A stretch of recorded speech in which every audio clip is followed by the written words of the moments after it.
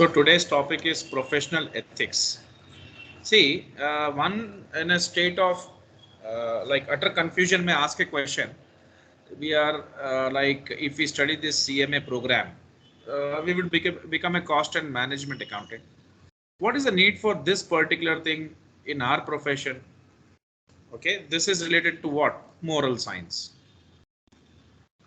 Ethics is what? Ethics is nothing but there are various ways in which I can define ethics. Okay, ethics here as per the text, what they have given is ethics is a set of moral principles. So when I speak about moral principles, morality, what comes under morality? You should be truthful, you should be trustworthy. I can use a word for this, honest. You should be loyal. Okay, and there are a lot of good behavior. Okay, there are various qualities a person should have if he has to be a person with moral values. Okay, so fairness, that means not giving preference to someone particularly, everyone is equal in your eyes. Responsibility, that means whatever task you do with responsibility. You never try to escape from taking responsibility or accountability. Giving respect to to people around you in your environment, and also being compassionate towards your work. That means I can say diligent, hardworking.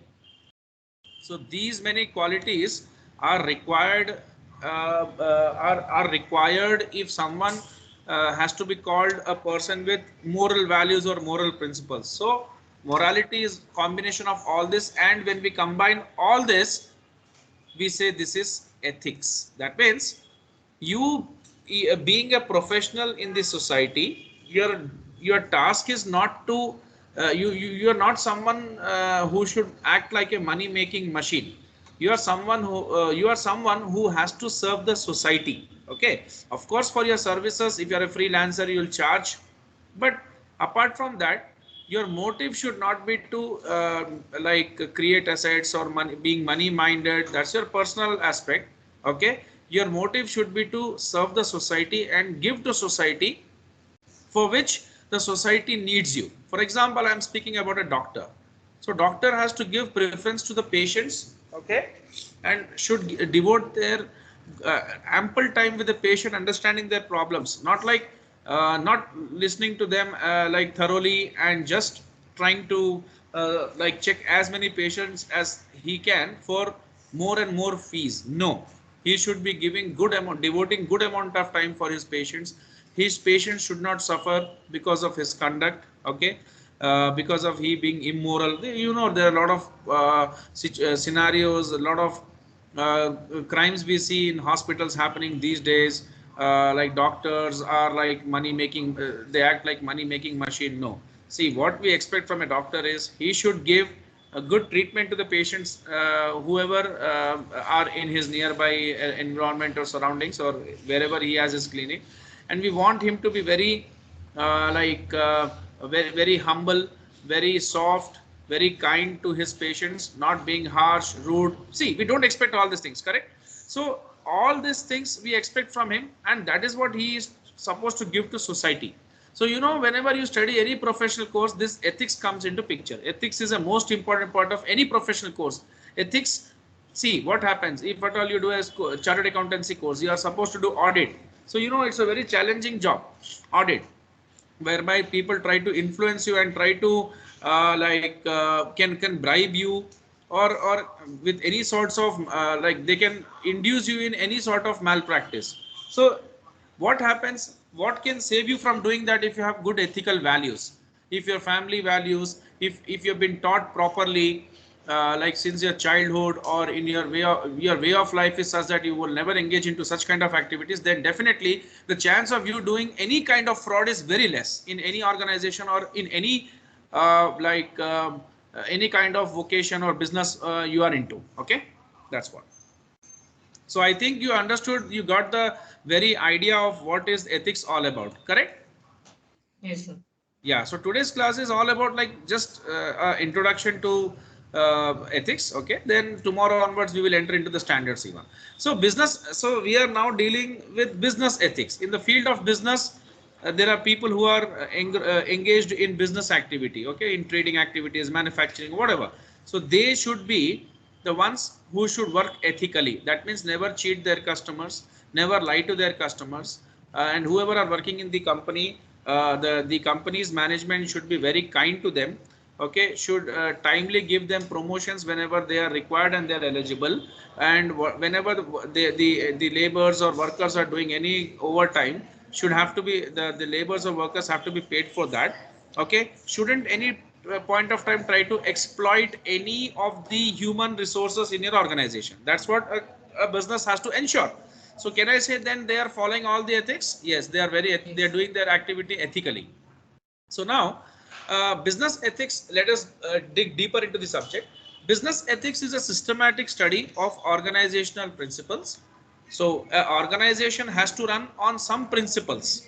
Organization has to run on some principles. Understood? Yes, sir. So, with respect to that, I'm saying organization should work on some principles, some values, some norms, rules, regulations, okay, that guide individual and group behavior in a business as provided by individuals, organizational policy statements, and legal systems the business is subject to. Yeah. So they should follow what they should they should do a business activity based upon some principles which are very essential to run the business, some values which are very important for every business to be followed, some norms are nothing but normally a business should follow certain rules, certain regulations.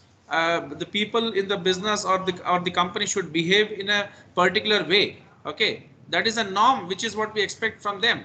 Okay, so all individuals, like, see, these rules can be framed by individuals or the company themselves. Okay, and legal systems in the sense law has, every company has to abide with law.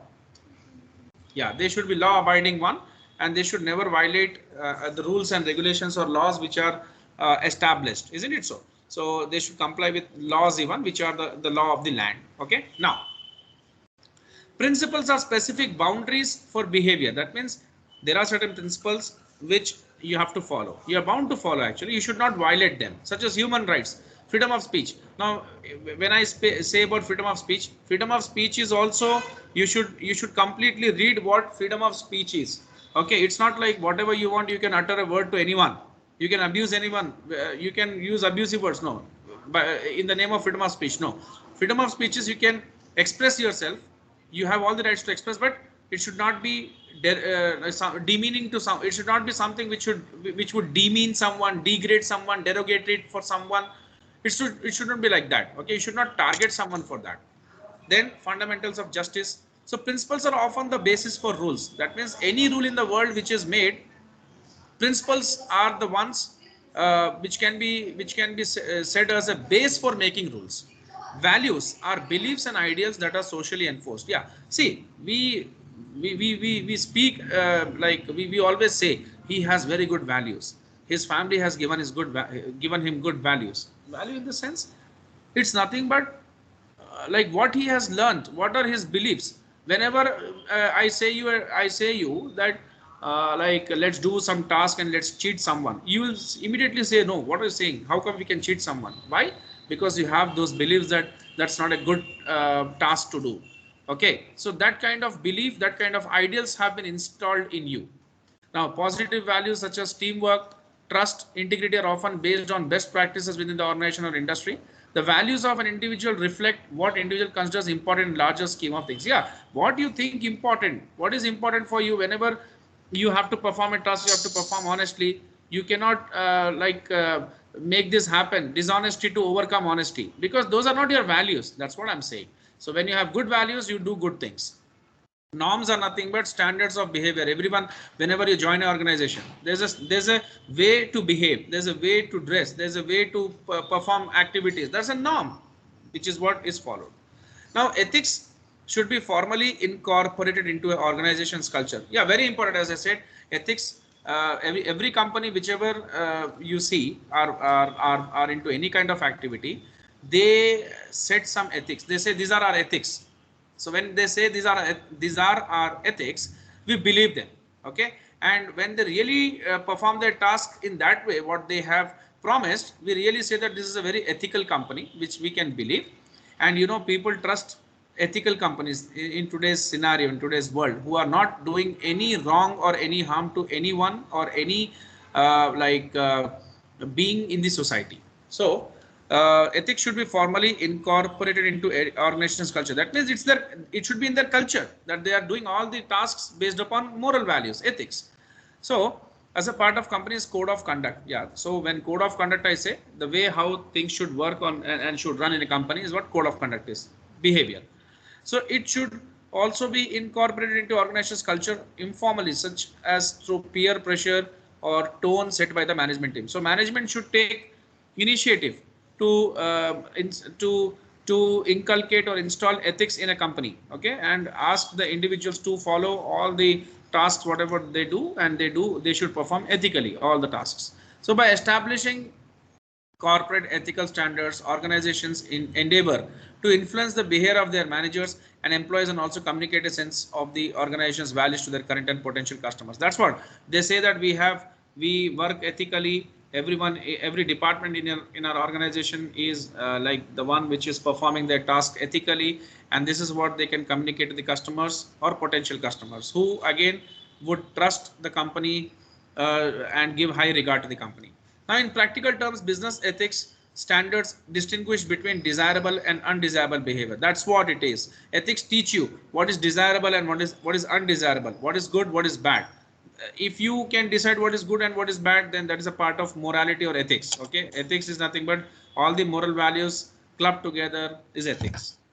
So a general understanding of what is considered to be right or wrong, that is what you can know when ethics, when I speak about ethics, or when I introduce the ethics into my business. Compliance with all the rules, regulations, whether internal or external, whatever the conflicts are happening, we resolve it very peacefully. Conflict of interest, yeah, your interest should not be the prime interest. You should work for the interest of everyone. Okay, as we say, majority. Whenever something is happening wrong, so see, when something is wrong, you should whistle blow. That means you should bring to the notice of your management. If something is happening wrong and you are just bearing that, the one who bears wrongdoings is also the one who is a part of that wrongdoing. So if you know that something is wrong, you should not bear that. You should not be the someone who is like taking that. Okay, you should be someone who should bring that out and bring to the notice of people that something is happening wrong and I'm not a part of it. I cannot be silent even, because if you are silent, that means you are a silent spectator of everything what is happening. And never accept any bribes and kickbacks, and also work with social responsibility, and whatever the task you do should be good for the environment, society and community.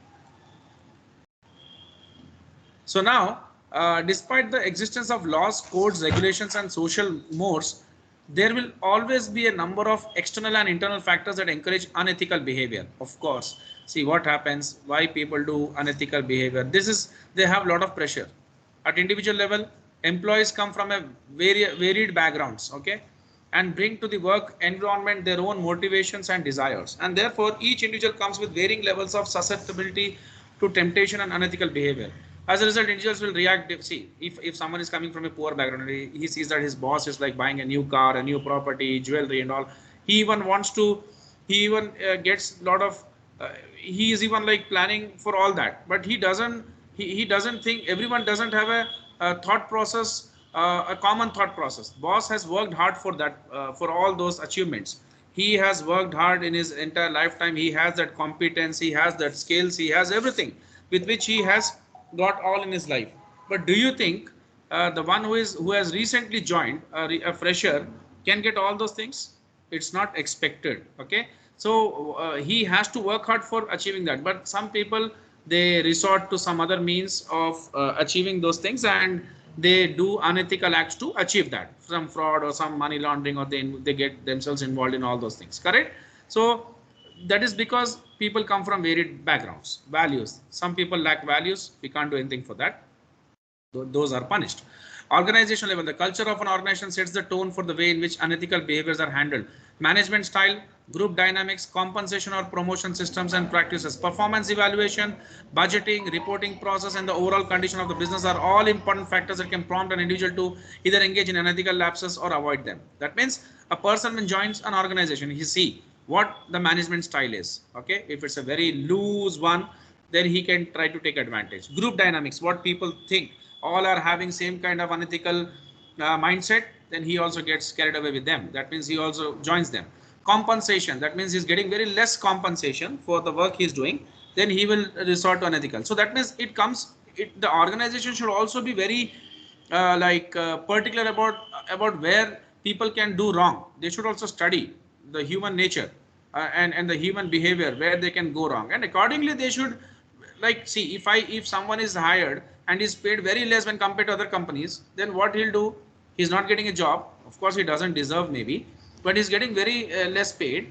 The company does not pay, even does not follow the minimum wages act even, so people will go for any kind of malpractice.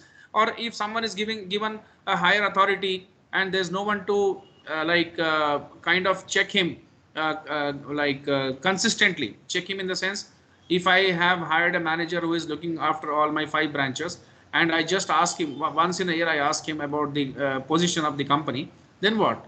Then he will be very free to do whatever he wants, isn't it so? So a proper check should also be there on the managers. That kind of culture we should develop in an organization.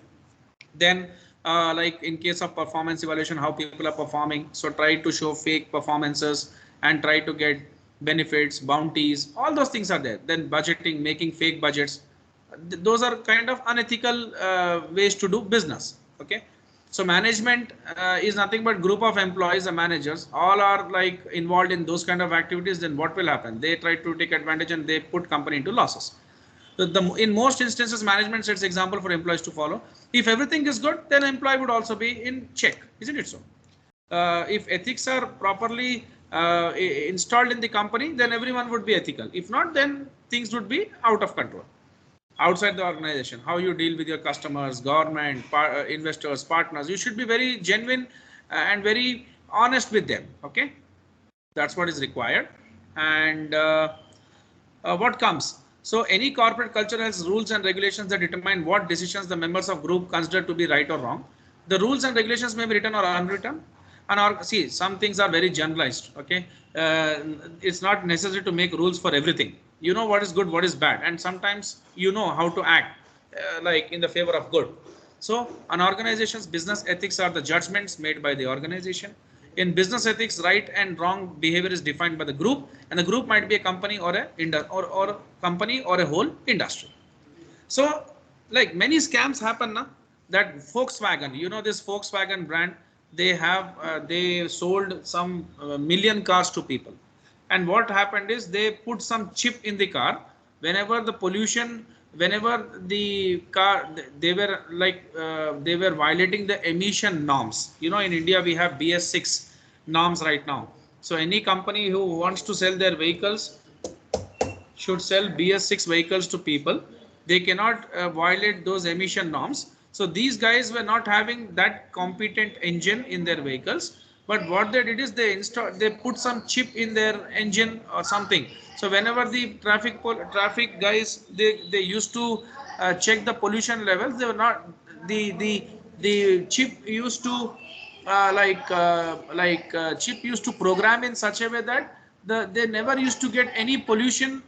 They never used to get any kind of feedback from the car regarding the violation of emission norms. Okay, but in actuality they were very much skeptical and doubtful about the cars, about the product, which is car, because they were clearly seeing that the car is emitting a lot of smoke, isn't it so? So what happened? Once they really checked that entire car and they found the flaw in that, and they understood that the Volkswagen company has clearly violated the emission norms, and they charged a very hefty fine on them, probably $6 billion something. So they said that we will ban your vehicle from the entire EU and US and America, North America. So then company called all the vehicles, rectified their mistake. One chance has to be given. So these kind of malpractices also such big companies have done. So you can check that news in the newspaper or Google. You can Google it out. So it comes from the company. If they do that, then what employees can do? Employees can be a part of that, isn't it so? Under pressure. So what we suggest companies to install ethics, to work with morality, take responsibility for wrong acts, okay, and should be virtuous, okay. The company should and the individual should be virtuous. They should be someone who should be beneficial to the society, act honestly, fairly, truthfully, trustworthily, and benevolently. Okay. Virtue means it is a quality, sir. Sorry. Virtue. Virtue is like is a commendable or beneficial quality. That means something. If I say you are virtuous, that means what? You're a good person. Yes, sir. Understood? You are honest, trustworthy, benevolent. You fair. Yeah, you act fairly. If I say wise, wise is the antonym of virtue. Yeah. Sorry, wise is the antonym of virtue, opposite of virtue. Correct? Yes, sir. Yeah. Finish. Yeah. Can you just wait for a second? 2 minutes. 2 minutes. Okay.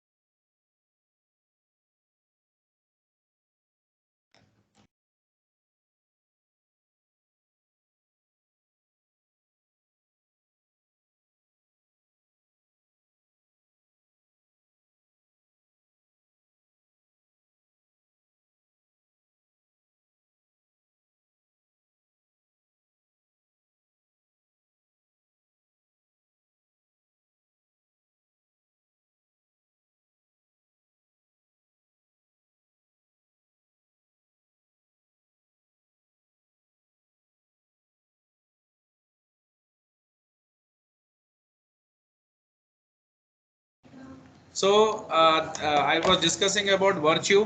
Virtue means good, okay. Wise means bad. So you can. This is a simple way to understand.